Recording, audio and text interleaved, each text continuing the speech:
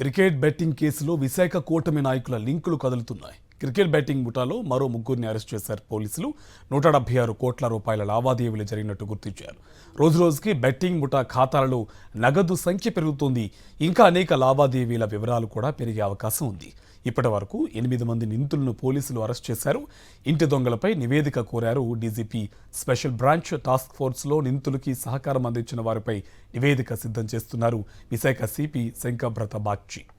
ఇదే అంశకు సంబంధించి మరింత సమాచారం మా కరెస్పాండెంట్ నరేష్ మనకి లైవ్లో డీటెయిల్స్ అందిస్తారు. నరేష్, ఈ బెట్టింగ్ ముఠా, క్రికెట్ బెట్టింగ్ ముఠాకు సంబంధించి ఇంటి దొంగల్ని పట్టుకునే పనిలో పోలీసులు నిమగ్నమయ్యారు. పూర్తి సమాచారం ఏంటి?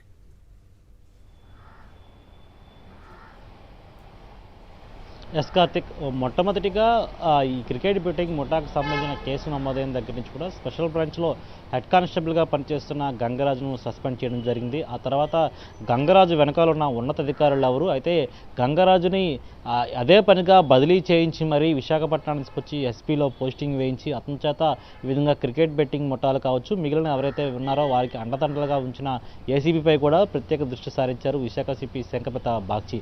అయితే పూర్తిగా కూడా క్రికెట్ బెట్టింగ్కి సంబంధించి ఇప్పటికే ఈ కేసులో జనసేన నాయకులు ఉన్నట్లుగా గుర్తించారు. అందులో బొబ్బిలి రవి, అదేవిధంగా లగుడు రవిల గురించి కూడా పూర్తిగా కూడా గాలింపు చర్యలు చేపడుతున్నారు. ఇప్పటి వరకు క్రికెట్ బెట్టింగ్ ముఠాలో ఉన్న సభ్యులను మొత్తం 8 మంది నిందితులను అరెస్ట్ చేశారు. మొట్టమొదటిగా 5, ఆ తర్వాత నిన్న మరో 3 అదుపులోకి తీసుకున్నారు పోలీసు అధికారులు. మొత్తం ఇప్పుడు వారి సంఖ్య, అరెస్టుల సంఖ్య 8కి చేరుకుంది. అదే ఈ ఘటనకు సంబంధించి పూర్తి స్థాయిలో ఒకవైపు క్రికెట్ బెట్టింగ్ ముఠాకు సంబంధించి మొత్తం 140 కోట్లు మొట్టమొదటిగా 80 బ్యాంక్ ఖాతాలను తనిఖీలు చేయగా 140 కోట్ల రూపాయలు లావాదేవీలు జరిగినట్లుగా అధికారులు గుర్తించారు. ఆ తర్వాత ఇప్పుడు 80 ఖాతా మరింత పెరిగాయి. ఇప్పుడు ఏకంగా 170కి పైగా కోట్ల రూపాయలు లావాదేవీలు జరిగినట్లుగా విశాఖ పోలీసులు గుర్తించడం జరిగింది. ఈ ఘటనకు సంబంధించి పూర్తిగా కూడా ఇంకా లోతైన దర్యాప్తు జరుగుతుంటే మరిన్ని బ్యాంక్ ఖాతాలు వెలుగులోకి వచ్చే అవకాశం అయితే కనిపిస్తుంది. ఇంకా 170 కోట్లకు మించి పూర్తిగా కూడా లావాదేవీలు జరిగినట్లుగా కూడా గుర్తించే అవకాశం అయితే కనిపిస్తుంది. ఇలాంటి తరుణంలో మరోవైపు ఈ క్రికెట్ బెట్టింగ్ ముఠాకు అండదండలుగా ఉన్న కూటమి నాయకులు, వారికి సపోర్ట్ చేసిన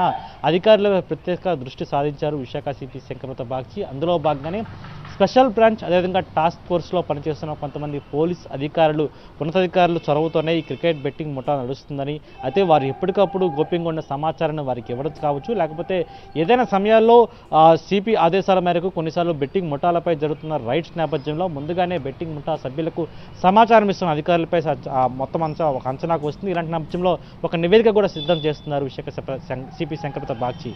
Karthik. Right, thank you Naresh.